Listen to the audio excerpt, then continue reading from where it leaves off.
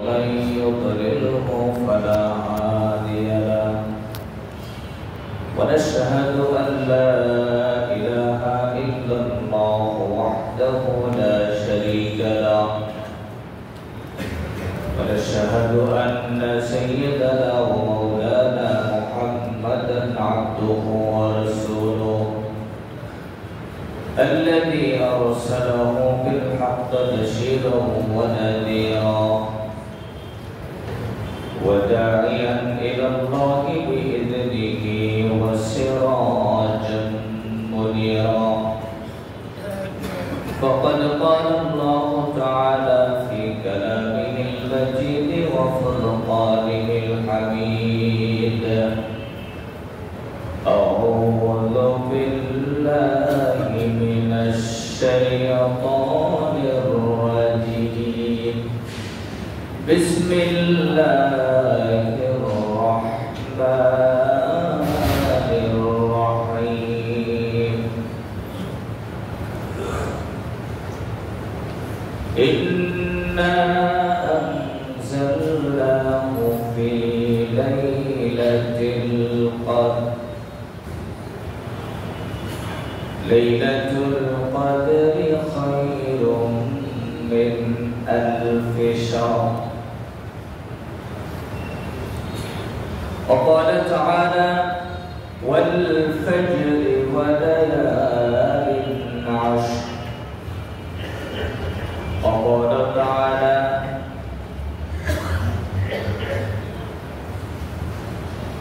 وعهدنا إلى إبراهيم وإسماعيل أن طهرا بيتي للطائفين والعاكفين والركع السجود وقال تعالى في شأن حبيبه إن الله وملائكته يصلون على النبي يا أيها الذين آمنوا صلوا عليه وسلموا تسليما اللهم صل على محمد وعلى آل محمد كما صليت على إبراهيم وعلى آل إبراهيم إنك حميد مجيد اللهم بارك على محمد وعلى آل محمد كما باركت على إبراهيم وعلى آل إبراهيم إنك حميد مجيد بلغ العلا بكماله كشف الدجى بجماله فسدت جميع خصاله صلوا عليه وآله الحمد لله মহান রব্বুল ইজ্জত ওয়া জালাল আলিশান দরগাহে শুকর আদায় করছি যে মহান মনিব দয়া করে ভালোবেসে পবিত্র রমাদানুল মুবারকে তৃতীয় জুমায় আল্লাহ পাক রব্বুল ইজ্জত ওয়া জালাল আমাদেরকে পৃথিবীর শ্রেষ্ঠ জায়গা আল্লাহর ঘর মসজিদে বসার তৌফিক দান করেছেন হৃদয়ের সবটুকু আবে উজাড় করে কালিমাত শুকর করছি আলহামদুলিল্লাহ ربنا لك الحمد حمدا كثيرا طيبا مباركا فيه يا ربي لك الحمد كما ينبغي لجلال وجهك وعظيم سلطانك أشق ولد درود السلام بالشمرة المقتدون سيد المرسلين شافع المذنبين سيد الكونين والثقلين محمد رسول الله صلى الله عليه وسلم সম্মানিত হাজিরিন আমরা রমাদানুল মুবারকে শুরু থেকে রমাদানের তাৎপর্য তাকওয়ার বিষয়ে আলোচনা করেছি। ইনশাআল্লাহ আগামী জুমাতে তাকওয়ার যে 10টি আখিরাতের পুরস্কার সে বিষয়টা আমি আলোচনা করব ইনশাআল্লাহ। বিগত দিনে যেহেতু এটা আমি রেখে গিয়েছি, আজকেরও কিছু গুরুত্বপূর্ণ বিষয় এই জুমায় কথা বলতে হবে। তার মধ্যে অন্যতম হলো ইতিকাফ, লাইলাতুল কদর, সাদাকাতুল ফিতর। আমরা একটু একটু করে শুরু করছি। প্রথমত রমাদানের শেষ দশক, আজকের 20 রমাদান, 20 রোজা। আজকের সন্ধ্যা থেকে ইতিকাফ শুরু হবে। রমাদানের শেষ দশক অত্যন্ত গুরুত্বপূর্ণ। যেই দশকের কসম করেছেন, শপথ করেছেন আল্লাহ কোরআনুল কারীমে বলছে, সূরাতুল ফাজর, আল্লাহ বলেন ওয়াল ফাজর ওয়া লায়ালিন আশর। পুরো রমজানটাই হলো সম্মানিত, পুরো রমজানই হলো রহমত, বরকত, নাজাতের মাস। তার মধ্যে শেষ দশক একটু স্পেশাল। যেই দশক আসলে রাসূলুল্লাহ সাল্লাল্লাহু আলাইহি ওয়াসাল্লাম শাদ্দ মিযা ওয়া আহিয়া লাইলা ওয়া আইকাযা আহলা। আল্লাহ রাসূল তিনি কোমরে গামছা বাঁধতেন। কোমরে গামছা বাঁধা মানে হলো তিনি নিজেকে আরো বেশি শক্ত করে প্রিপারেশন নিতেন যে এই দশকে এমন ভাবে ইবাদত করব যে দুনিয়ার সবকিছু ছেড়ে দিয়ে ইবাদত করতে হবে। আল্লাহ রাসূল সাহাবায়ে কেরাম এই দশক আসলে দুনিয়ার সব ছেড়ে দিয়ে তারা ইবাদতে লিপ্ত হয়ে যেত। আর আমরা এই দশক আসলে ব্যস্ত বেশি হয়ে যায়। সব কর্মসূচি সাথে হয়, মার্কেট, ঈদের আনন্দ, হ্যাঁ এটা কি বলে।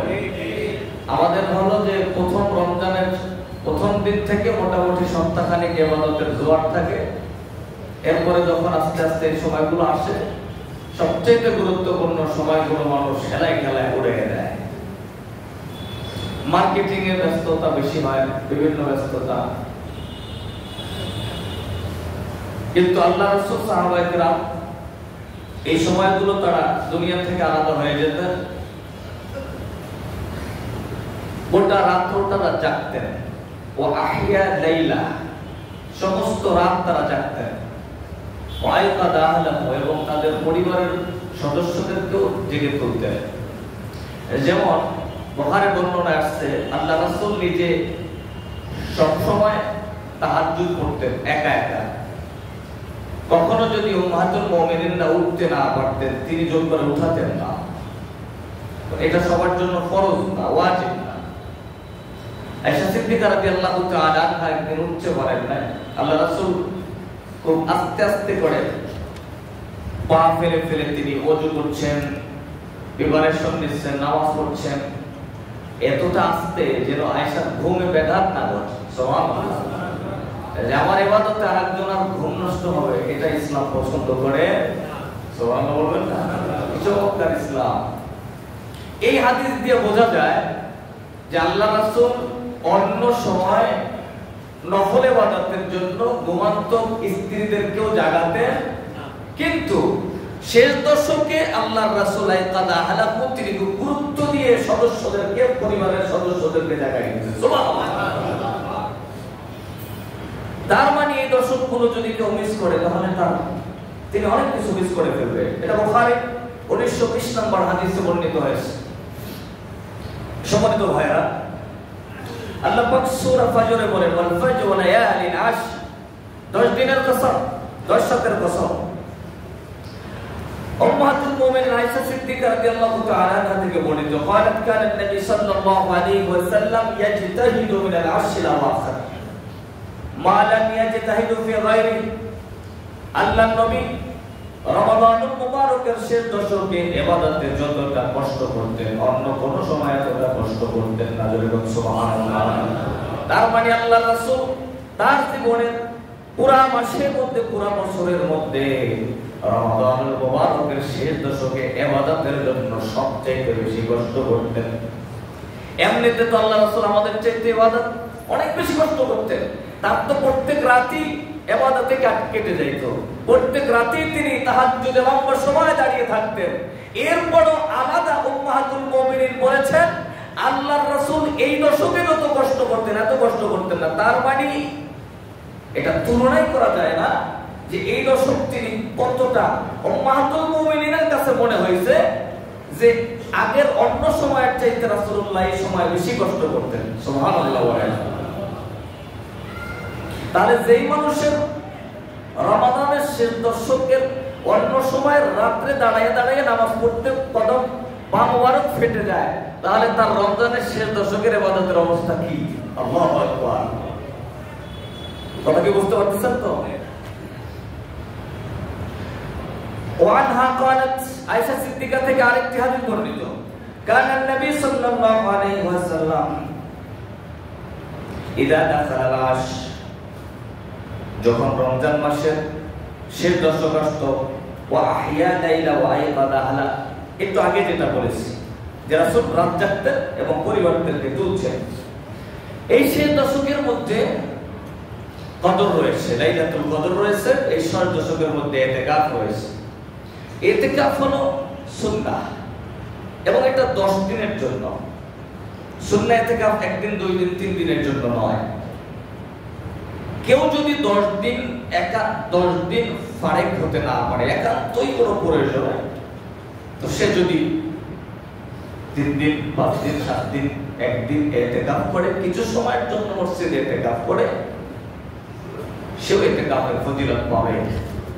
তবে সুন্নাহ ইতিকাফ আদায় হবে না। ইতিকাফের নিয়ত করে মসজিদে কিছু সময় অপেক্ষা করা যায়। অন্য হাদিসে আসছে যে মানুষ যখনই আপনি মসজিদে ঢুকবো তখনই ইতিকাফের নিয়ত করে বসে যাব, দুনিয়ার সব কথা থেকে বিরত থাকবো, আল্লাহর ইবাদতে মগ্ন থাকবো। যদি ইতিকাফের নিয়ত করে আল্লাহ পাক আপনার ইতিকাফের সওয়াব লিখে দেবে। সুবহানাল্লাহ। কিন্তু স্পেশাল সুন্নাহ ইতিকাফ এটা আলাদা জিনিস। এটা আল্লাহর রাসূল কোনদিন ছাড়েন নাই। এক রমজানে মিস হয়ে গেছে, পরের রমজানে 20 দিন রেখেছে। সুবহানাল্লাহ বলেন। এক রমজানে মিস হয়েছে, পরের রমজানে আল্লাহর রাসূল 20 দিনে ইতিকাফ করেছেন। 20 দিনে ইতিকাফ কেন করছে? আগের রমজানে 10 দিন মিস হয়ে গেছে। তার মানে আল্লাহর রাসূল জীবনে কখনো ইতিকাফ ছাড়েন না। আয়েশা সিদ্দিকা থেকে আরেকটি হাদিস বর্ণিত, আল্লাহর নবী সাল্লাল্লাহু আলাইহি ওয়াসাল্লাম কানা ইয়াতিকিফুল আওয়াখির মিন রমাদান হাত্তা তাওফাহুল্লাহ। বুখারী 2026 নম্বর হাদিস। আল্লাহর রাসূল মৃত্যু পর্যন্ত ইতিকাফ কখনো ছাড়েন না। সুবহানাল্লাহ। বুখারী 2044 নম্বর হাদিস, আন আবি হুরায়রা রাদিয়াল্লাহু তাআলা قال يعتكف في كل رمضان 10 ايام। আল্লাহর নবীর সাহাবী আবু হুরায়রা বলেন, রমজান মাসের শেষ 10 দিন, রমজান মাসের শেষ 10 দিন আল্লাহর রাসূল সাল্লাল্লাহু আলাইহি ওয়াসাল্লাম ইতিকাফ করতেন। ইবনে আব্বাস থেকে বর্ণিত হাদিস, আল মু'তাকিফু ইয়াকিফু দুনুব, যারা ইতিকাফ করে মু'তাকিফ সে গুনাহ থেকে বেঁচে যায়। ওয়ায়ুজরা লাহু মিনাল হাসানাতি কা'আমিলিল হাসানাত কুল্লিহা। আল্লাহু আকবার। আগে একটু সুবহানাল্লাহ বলেন। কি অসাধারণ কথা। ওয়ায়ুজরা লাহু মিনাল হাসানাতি কা'আমিলিল হাসানাতি কুল্লিহা। মসজিদের বাহিরে সবাই মিলে যত ধরনের ভালো কাজ করে, ইতিকাফকারী এমনিই সব সওয়াব তার আমলনামায় লেখা হয়ে যায়। যিনি ইতিকাফ করেন, ইতিকাফকারীর বাহিরে যত মানুষ যত ভালো কাজ করে, সমস্ত সওয়াবগুলো আল্লাহ রাব্বুল ইজ্জাত ওয়াল জালাল ইতিকাফকারীর ইজ্জতে তার আমলনামায় তুলে দেয়।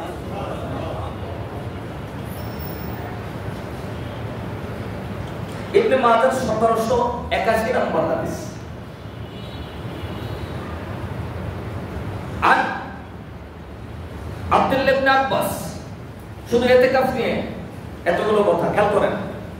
আর আব্দুল্লাহ ইবনে আব্বাস রাদিয়াল্লাহু তাআলা আনহু, মান ইতিকাফা ইয়াওমান ইবতাগা ওয়াজহিল্লাহ জাআলাল্লাহু লাহু জাআলাল্লাহু বাইনাহু ওয়া বাইনান নারি সালাসা ফারাদিক আবাদা মিম্মা বাইনাল খাফিকাইন। আল্লাহ নবী বলেন, যে ব্যক্তি আল্লাহর জন্য, আল্লাহর সন্তুষ্টি তালাশের জন্য ইতিকাফ করেন, আল্লাহ রাব্বুল আলামিন জাহান্নামের আগুন থেকে সালাসা ফারাদিক 3 খন্ডক পর্যন্ত তাকে দূরত্বে অবস্থানে রেখে দেয়। সুবহানাল্লাহ। জাহান্নাম থেকে 3 খন্ডক দূরত্বে তাকে আল্লাহ নিয়ে নেয়। খন্ডক কি 3 খন্ডক? খন্ডকের বর্ণনা এসেছে আকাশ থেকে জমিন পর্যন্ত যত দূরত্ব, একটা খন্ডকের দূরত্ব এতখানি। জোরে বলুন সুবহানাল্লাহ। কোথায় আকাশ, কোথায় আকাশ, কোথায় সামা, প্রথম আসমান, এখনো পর্যন্ত এটা গবেষণা করে এখনো শেষ হয় না। মানুষ আমরা যে আকাশ দেখি, আকাশটা কিন্তু প্রকৃত আকাশ নয়, এটা আমাদের চোখের সীমা রেখা, এর উপরে যায় না, এজন্য আমরা নীল বর্ণ দেখি। আকাশ যে কোথায়, স্বাভাবিকভাবে আকাশ আমাদের চোখে দেখা যায় না, বিজ্ঞান এটাই প্রমাণ করেছে। আমরা যে নীল দেখি এটাকে মনে করি আকাশ, কিন্তু এর উপরে আমাদের আর সীমানা যায় না। একটা খন্ডকের দূরত্ব এতখানি, ইতিকাফকারীকে আল্লাহ জাহান্নাম থেকে এই রকমের 3 গুণ দূরত্বে নিয়ে যায়। সুবহানাল্লাহ। আর আবি সাঈদ আল-খুদরি রাদিয়াল্লাহু তাআলা আনহু قال قال النبي صلى الله عليه وسلم إني اعتكفت العشر الأول ألتمس هذه الليلة।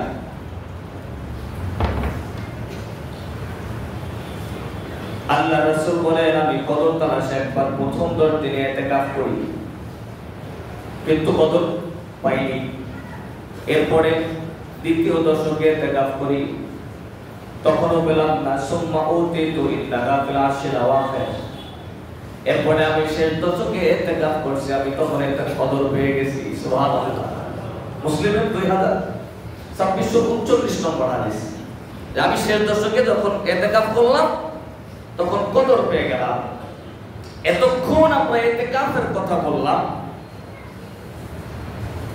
রাসূলুল্লাহ জীবনের প্রত্যেক বছরে ইতিকাফ করতো, আমরা আমাদের জীবনে এমনও কেউ আছে যে জীবনেও করি নাই। কথা বল ঠিক না? জীবনের এই রমজানটাই শেষ রমজান হতে পারে। জীবনে ব্যস্ততা বাড়ে না কমে? বাড়ে, আসলেই বাড়ে। এখন আমাদের অনেক ব্যস্ততা, আমি চেষ্টা করছি জীবনে রাখার। যদি এমন কেউ থাকি আমরা যে সুযোগ হয় না, তো চিন্তা করি, প্ল্যান করি যে একটু বের করা যায় কিনা সুযোগ। সবকিছু থেকে ভাড়ে ভয়ে সম্ভব হলে একটু ইতিকাফের নিয়ত করে ফেলি। জীবনে একবারের জন্য হলেও রাসূলুল্লাহর এই সুন্নাতটা আদায় হয়ে যাবে। ইতিকাফ করলে উপকার সবচেয়ে বেশি এটা যে কদর পাওয়া যাবে, কদর মিস হবে না। কদর যার মিস হবে না সে তো সবচেয়ে সৌভাগ্যবান, তারা কি লাগবে? এজন্যই মূলত ইতিকাফের গুরুত্বটা এত বেশি। ইতিকাফকারীর কিছু করণীয়, অন্তরকে আল্লাহমুখী করা। এখানে ইতিকাফের নিয়ত করেছেন অনেকেই, এখন কেউ আছেন নাকি ইতিকাফ করবেন এই মসজিদে? কেউ থাকলে একটু হাত তোলেন তো। আছেন? ছোট্ট ছোট্ট, হ্যাঁ মাশাআল্লাহ, ছোট্টরা, মুরব্বিরা কেউ নাই? আছে, অনেকে নিয়ত করছে। তো ইতিকাফ কোনো আবেগের জিনিস নয়। যারা আমরা রাখবো তারা একটু হক আদায় করে রাখার চেষ্টা করব। অন্তরটাকে আল্লাহমুখী করে দেয়া, অন্তরকে দুনিয়ার জিন্দেগি থেকে বিমুখ করা, মানে এই 10 দিনের দুনিয়ার স্বাভাবিক কাজকর্ম থেকে নিজেকে একটু দূরে রাখা, নির্জনে একান্তে আল্লাহর কাছে, আল্লাহকে কাছে পাওয়ার চেষ্টা করা। যত গভীরে, যত নির্জনে, যত একাকী এটা সম্ভব চেষ্টা করা। এজন্য ইবাদত যত নির্জনে, যত একা করা যায় তত আল্লাহকে কাছে পাওয়া যায়। সুবহানাল্লাহ। শুধুই ভালো কাজের মধ্যে সময়টাকে পার করা, শুধুই ভালো কাজের মধ্যে। কবরে ঘরে একা থাকতে হবে, এই চিন্তাটা করা ইতিকাফকারী। এজন্যই মূলত ইতিকাফ, যে আমি একা একা ইতিকাফ করছি, আপনজন ছেড়ে, তাদের সাথে কারো সম্পর্ক নাই, যোগাযোগ নাই। এই যোগাযোগ না রেখে যদি ইতিকাফ করা যায়, আর এই অনুভূতিটা যদি নিয়ে আসা যায় যে আরে আমি তো এভাবে একা একা কবরে থাকবো, তখন কারোর সাথে কোনো যোগাযোগ থাকবে, এই চিন্তাটা করা। বেশি বেশি নফল ইবাদত করা, জিকির আজকার, ইস্তেগফার, দোয়া, দরুদের মধ্যে থাকা, কোরআন পড়া, কোরআন শিক্ষা করার ব্যবস্থা করা।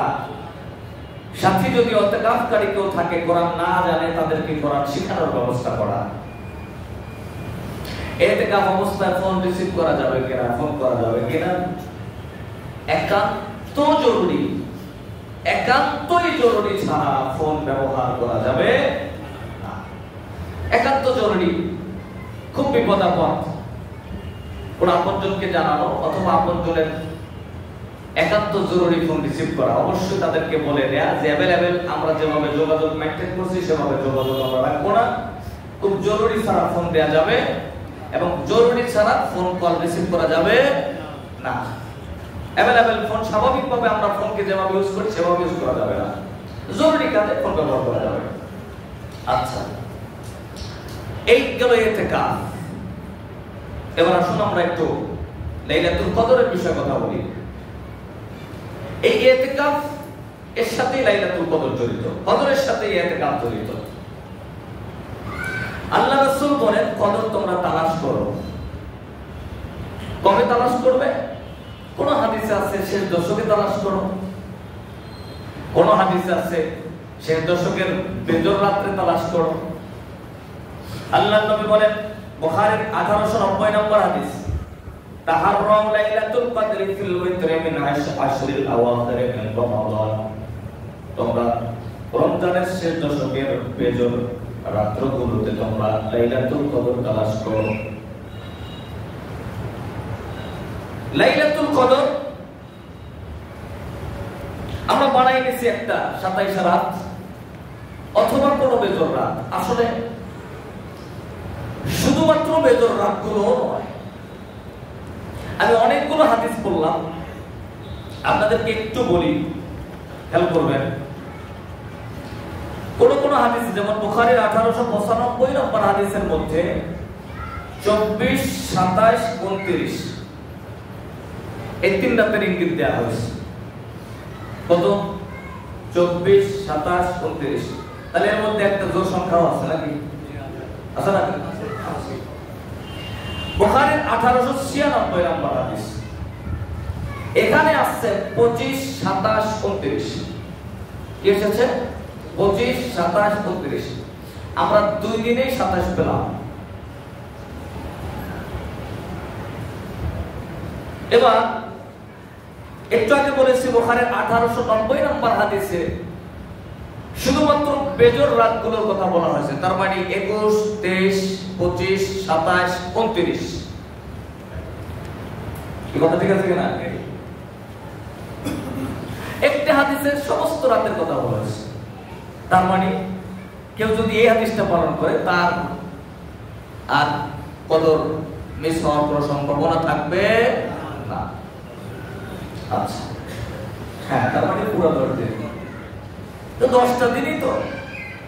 আরে 83 বছর 4 মাসের চাইতে উত্তম, 1000 মাসের চাইতে উত্তম একটা রাত পাইলে সেজন্য 10 দিন তালাশ করলে সমস্যা কোথায়? ঠিক কিনা বলেন?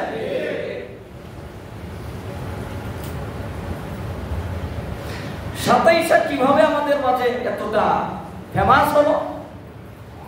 27 কথাও আছে মুসলিম শরীফের 2648 নম্বর হাদিস, এটাকে অস্বীকার করার কোনো সুযোগ নাই। এখানে 27 কথা আলাদা আছে। 1669 নম্বর হাদিস মুসলিমের উবাই ইবনে কাব থেকে হাদিস বর্ণিত, এটাও 27 কথা আলাদাভাবে রয়েছে। উবাই ইবনে কাব বলে, আমাদেরকে রাসূলুল্লাহ এই রাতে অধিক পরিমাণে ইবাদতের কথা বলেছেন, আমার অধিক ধারণা এই রাতটা 27 রাত হবে। কথা কি বুঝতেছেন? তার মানে আপনি এটাও বলতে পারবেন না যে 27 ইবাদত করলে কদর হবে। কথা বলে না কেন? এটা বলার কি কোনো সুযোগ আছে নাকি? যদি 27 হয়ে যায়, ব্যালেন্স কথা বলতে গেলে কি করতে হবে? আমাদেরকে ব্যালেন্স করতে হবে। আমি সব হাদিসগুলো আপনাকে উপস্থাপন করেছি। মুসলিমের 2638 নম্বর হাদিসে এসেছে শেষ 9 রাতের কথা। সুবহানাল্লাহ বলেন। তাহলে কত হাদিস কদরের ব্যাপারে? এক এক হাদিসে এক এক রকম। ইবনে ওমর রাদিয়াল্লাহু তাআলা থেকে বর্ণিত। আবার বুখারীর 1888 1888 এই হাদিসে এসেছে শেষ 7 রাতের কথা। কয় রাতের কথা? কতগুলো হাদিস দেখেন শুধু কদর নিয়ে। পড়াশোনা করলে সব পাওয়া যায়, এই কথা বলে না কেন? যারা শুধুমাত্র 27 ইবাদত করে তারা এতগুলো হাদিসকে অ্যাভয়েড করে, কথা বলে ঠিক না? কি বুঝতেছেন না আপনারা? তাহলে একটা হাদিস হলো শেষ দশকের বেজর রাত, আর একটা হাদিস শেষ দশক, একটা হাদিস শেষ 9 দিন, আর একটা শেষ 7 দিন, আর একটা হলো 24, 25, 27, আর একটা হলো 25, 27, 29, আর দুইটা আছে 27, মোটামুটি 8টা। কয়টা? 8টা হাদিস আপনাদেরকে বললাম, আরো আছে। তার মানে সর্বোপরি কথা হলো আমরা কি করব? তাহলে এখন আপনারা সিদ্ধান্ত নেন আমরা কদর কবে পড়বো, কদরের ইবাদত কবে করব? দেখি বলেন আপনারা, কদরের ইবাদত কবে করব? হ্যাঁ হ্যাঁ, শেষ দশক। আলহামদুলিল্লাহ বলেন, শেষ দশক। কি ঠিক কিনা? তাহলে আর কোনো মিস হওয়ার সম্ভাবনা। আর এই জন্য ইতিকাফ করতে হবে। এজন্য কি করতে হবে? এজন্য যারা ইতিকাফ করবে তাদের আর মিস হওয়ার কোনো সম্ভাবনা নাই। হ্যাঁ, একান্ত যদি কেউ শেষ দশক না পড়ে তাহলে আমরা তখন কি করব? ওই যে বেদর সংখ্যার হাদিসগুলো আমল করার চেষ্টা করব। আল্লাহ আমাদেরকে তৌফিক দান করুন, আমিন। কেন করব? লাইলাতুল কদর এটা এমন একটা রাত যেই রাতে আল্লাহ কোরআন নাযিল করেছেন, আর কোরআন নাযিলের কারণে রমজান মাস সম্মানিত হয়েছে, কোরআন নাযিলের কারণেই কদর সম্মানিত হয়েছে। রমজানের স্পেশাল সম্মান নাই, কদরের স্পেশাল সম্মান নাই। শাহরুর রমাদান আল্লাযী উনজিলা ফীহিল কোরআন হুদাল লিন-নাস ওয়া বায়িনাতিন মিনাল হুদা ওয়াল ফুরকান। আল্লাহ পাক মানবতার হেদায়েতের জন্য একটি পথ প্রদর্শক একটি কোরআন দিয়েছেন। এর বাহিরে কোনো হেদায়েতের কোনো গ্রন্থ থাকতে পারে না। আল্লাহ পাক সত্য মিথ্যার পার্থক্যকারী করেছেন কোরআনকে। এজন্যই আল্লাহ পাক এই রমজান মাসকে সম্মানিত করেছেন। এই রাতে ইন্না আনজালনাহু ফি লাইলাতুল কদর, লাইলাতুল কদরে আল্লাহ কোরআন নাযিল করেছেন। ওয়া মা আদরাকা মা লাইলাতুল কদর, হে রাসূল লাইলাতুল কদর কি জানেন? আল্লাহ কেন প্রশ্ন করলেন? এটা একটু দামি জিনিস, স্পেশাল জিনিস, আকর্ষণ বাড়ানোর জন্য। আল্লাহ জানেন যে নবীকে আমি না জানাইলে নবী জানবে না। নবী জানেন কি জানেন না এটা আল্লাহ জানেন কি না? কথা বলেন। এরপরে আল্লাহ পাক কেন প্রশ্ন করলেন? পরবর্তীতে কি আছে, আকর্ষণীয় বিষয় আছে, এটাকে আকর্ষণ বাড়ানোর জন্য আল্লাহ প্রশ্ন করলেন। লাইলাতুল কদরি খায়রুম মিন আলফি শাহর। প্রশ্নকারী নিজেই জবাব দিচ্ছেন এই রাতটা এমন একটা রাত যেটা খায়রুম মিন আলফি শাহর, 1000 মাসের চাইতেও উত্তম। আমরা 1000 মাসের গণনা করি 83 বছর 4 মাস, কিন্তু লাইলাতুল কদর শুধু 83 বছর 4 মাস নয়, এটা 83 বছর 4 মাস হলো সর্বনিম্ন। আল্লাহ এর চাইতে কত সম্মান দিবেন সে কথা আল্লাহ বলেন। আল্লাহ নিজে রেখে দিয়েছেন, সেটার কোনো সীমারেখা, এর কোনো সীমা নাই। সর্বনিম্ন 83 বছর 4 মাস। খায়রুম মিনাল, এর উত্তম, এর চাইতে উত্তম। কত উত্তম আল্লাহ ভালো জানেন। তানাজ্জালুল মালাইকাতু ওয়ার রূহু ফিহা বিইذনি রাব্বিহিম মিন কুল্লি আমরিন সালাম হিয়া হাত্তা মাতলা'ল ফাজর। খুব ভালো করে খেয়াল করেন। লাইলাতুল কদর এমন হাজার মাস থেকে উত্তম। তাফসীরে আছে এবং মুজাহিদ রাহিমাহুল্লাহ বলেন লাইসা ফি তিলকা শুহুর লাইলাতুল কদর, যেই মাসে লাইলাতুল কদর নাই এমন হাজার মাসের চাইতে উত্তম। সুবহানাল্লাহ। তানাজ্জালুল মালায়েকা ওয়ার রূহু ফিহা বিইذনি রাব্বিহিম মিন কুল্লি আমর।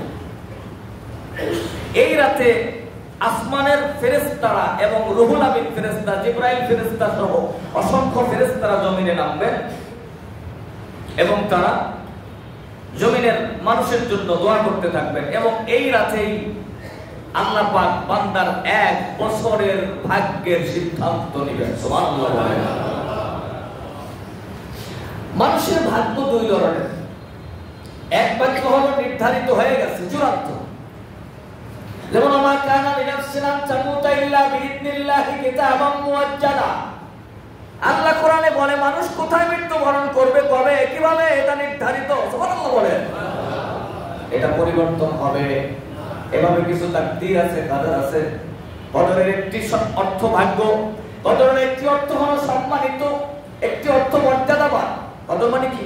সম্মানিত, মর্যাদাবান, আর একটি হলো ভাগ্য। এজন্য কদরকে ভাগ্য রজনী বলা যায়, বলা যায় এবং এটা বলতেও হবে। কিন্তু সবে বরাত বা লাইলাতুল নিসফি মিন শাবানকে ভাগ্য রজনী বলা যাবে। তাহলে ভাগ্য রজনী কোনটি? কদরের রাত। ভাগ্য দুই ধরনের, একটা নির্ধারিত, এটা পরিবর্তন হবে না, আর একটা পরিবর্তনশীল, যেটা দোয়ার মাধ্যমে, ভালো কাজের মাধ্যমে পরিবর্তন হয়। সুবহানাল্লাহ বলেন। এজন্য আল্লাহ রাসূল বলেছেন যে তোমরা দোয়া করো, দোয়া ছাড়া ভাগ্য পরিবর্তন। তার মানে কি?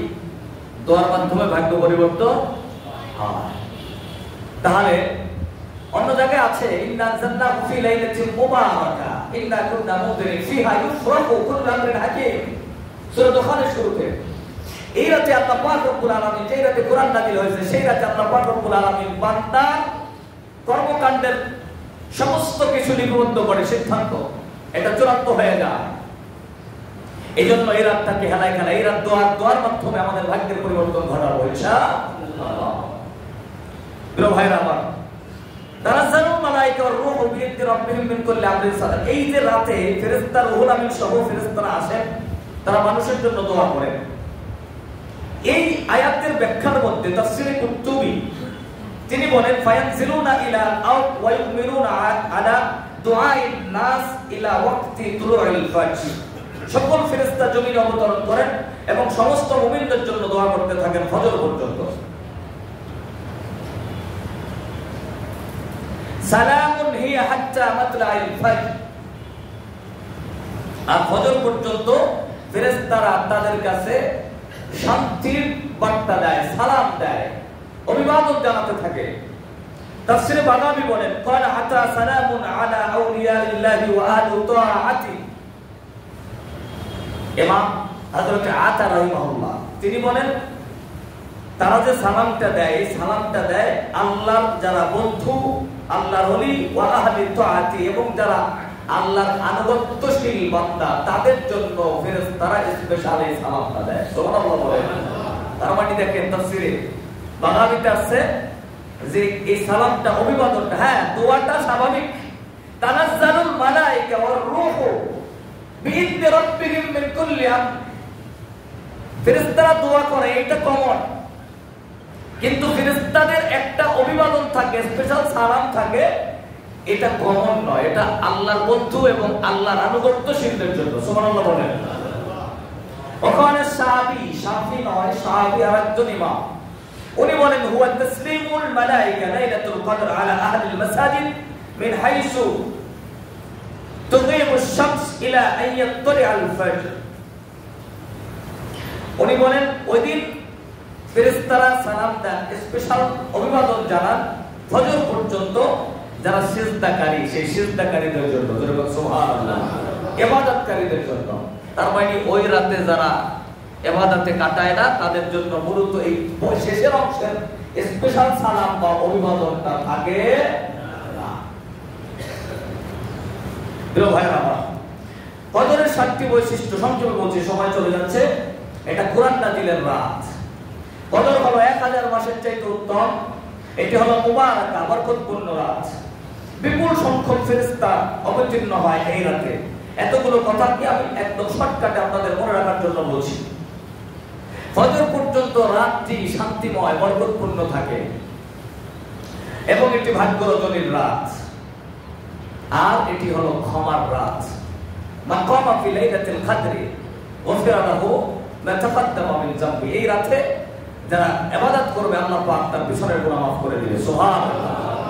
আসেন এই রাতটাকে আমরা তালাশ করি। এত গুরুত্বপূর্ণ মহিমান্বিত রাতটাকে আমরা আমাদের মতো তালাশ করি। খেলায় খেলায় আমরা ঈদের আগের রাত, অর্থাৎ মার্কেটে যে রাতটা চলে যায় 29 রাত, 29তম রাত, সেটাও কিন্তু লাইলাতুল কদর হতে পারে।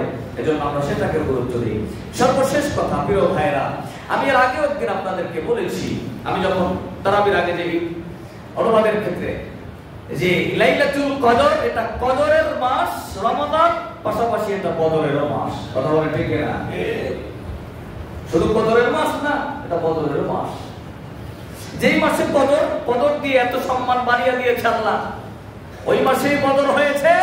যেই মাসে 313 জন সাহাবী বাতিলের কাছে মাথা নত না করে নিজেদের তাজা রক্ত ঢেলে দেওয়ার সিদ্ধান্ত নিয়েছে, আল্লাহ 313 জন সাহাবীর জিন্দেগীর গুনাহ মাফ করে বিনা হিসাবে তাদেরকে জান্নাতি ঘোষণা করেছে। ক্ষমা কি খালি কদরের রাতে নাকি? কথা বলছেন না কেন? এবার অনেকের কথা বন্ধ হয়ে গেছে।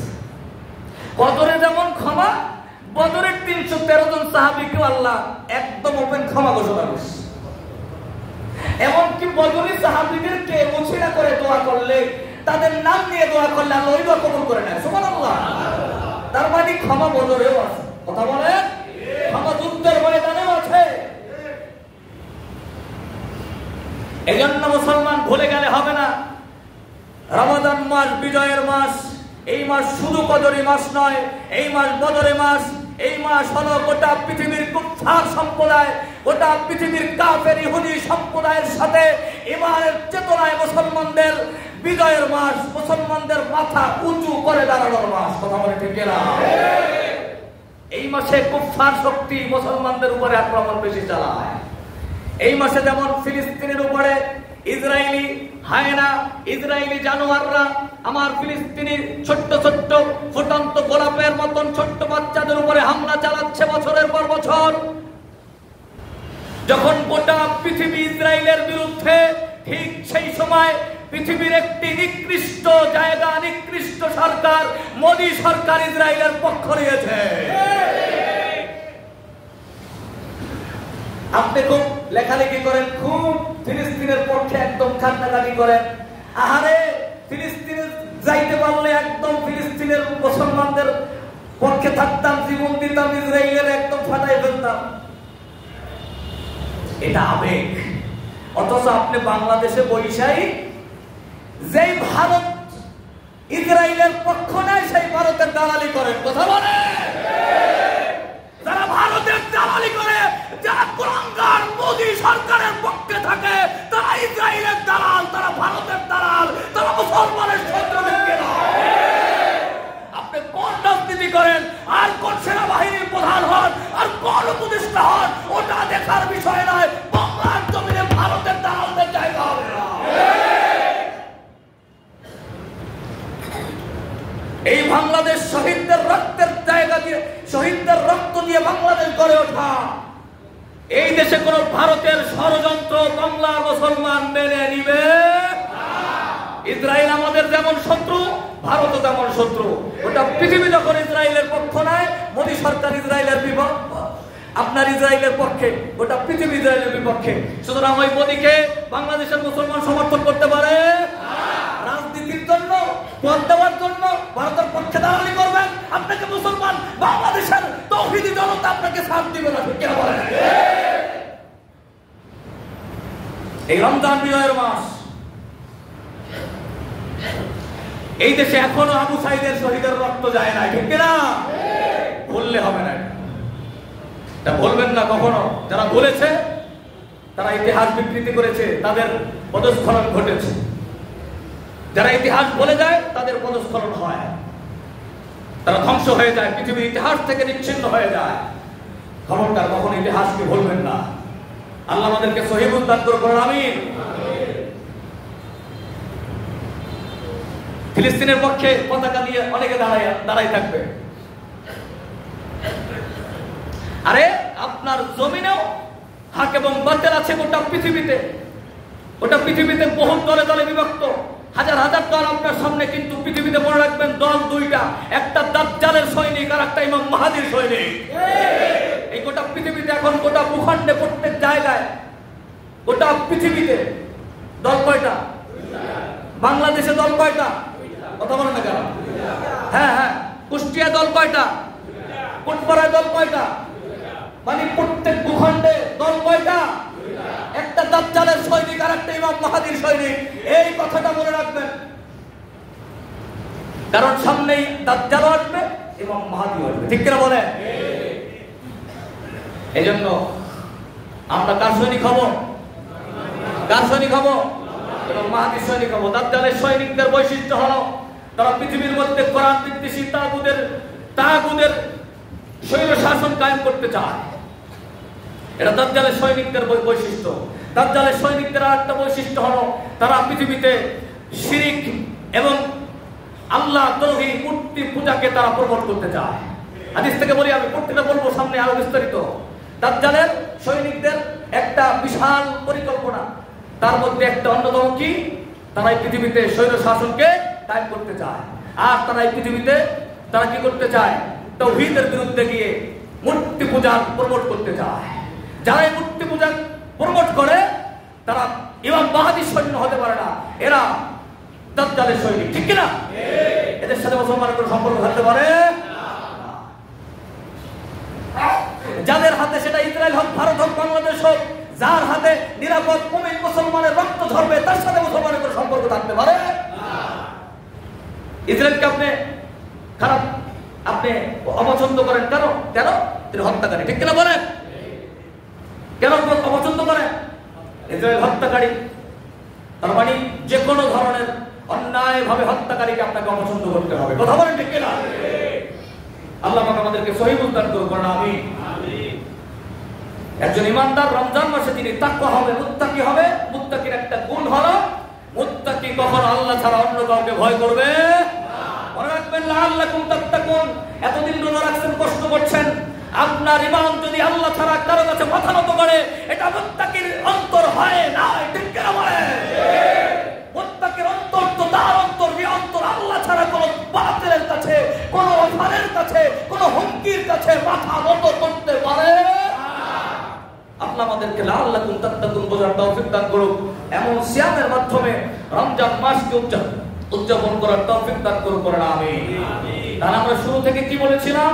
ইতিকাফের কথা বলেছি, লাইলাতুল কদরের কথা বলেছি। আসেন লাইলাতুল কদর তালাশ করি, যাদের ইতিকাফের সুযোগ আছে ইতিকাফ করি।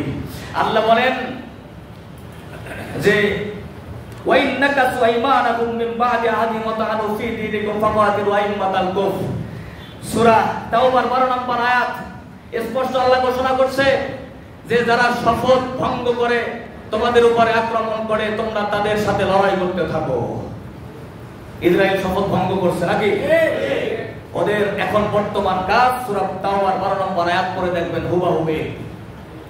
আল্লাহ এর পরেই 14 নম্বর আয়াতে বলেন, এই আয়াতটা দেখেছি ইসরায়েলের এক ভাই যখন হামলার সম্মুখীন হয়ে উনি কষ্ট রক্তাক্ত শরীর নিয়ে একটু আশ্রয়ের জন্য ঘরের এক কোণায় আসছে, এসে দেখছে একটা কোরআনটা উনি খুলে পড়ার জন্য খুলছে। খোলার সাথে সাথে দেখতেছে 10 নম্বর পারার 8 নম্বর পৃষ্ঠার প্রথম লাইনের দিকে নজর গেছে, সূরাতুত তাওবার 14 নম্বর আয়াত। উনি সাথে সাথে কান্না জড়িত কণ্ঠে পড়া শুরু করছে, কাতিলুহুম ইউআযিবুহুমুল্লাহু বিআইদিকুম ওয়া ইউখজিহিম ওয়া ইয়ানসুরকুম আলাইহিম ওয়া ইয়াশফি সুদুর কওমিন মুমিনিন।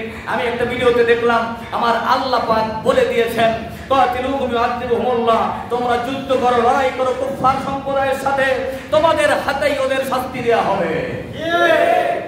কথা কার? আল্লাহ। সূরা তাওবার 13 নম্বর একটু পড়বেন কোরআন, বিশ্বাস না হইলে আল্লাহর কোরআনের সূরা তাওবার 14 নম্বর আয়াতটা খুলবেন। আল্লাহ বলে যে ওদের সাথে লড়াই করো, আমি তোমাদের হাতে ওদেরকে শাস্তি দিব। 2 নম্বর ওদের অপমানিত করব, আল্লাহ বলে আমি তাদের অপমানিত করব, তোমাদেরকে জয়ী করব। আর ওয়াসফি সুদুর কওমিন মুমিনিন, মুমিনদের অন্তরকে আল্লাহ পাক প্রশান্ত করবেন, শান্ত করে দিবেন। জোরে সুবহানাল্লাহ। এই আয়াতটাকে সামনে রেখে আমার ফিলিস্তিনের গাজার হামাসের ভাইয়েরা লড়াইয়ের পর লড়াই করে যাচ্ছে। আমাদেরও একটি আয়াত সামনে, কাতিলুহুম ইউআযিবুহুমুল্লাহু বিআইদিকুম ওয়া ইউখজিহিম ওয়া ইয়ানসুরুকুম আলাইহিম ওয়া ইয়াশফি সুদুর কওমিন মুমিনিন।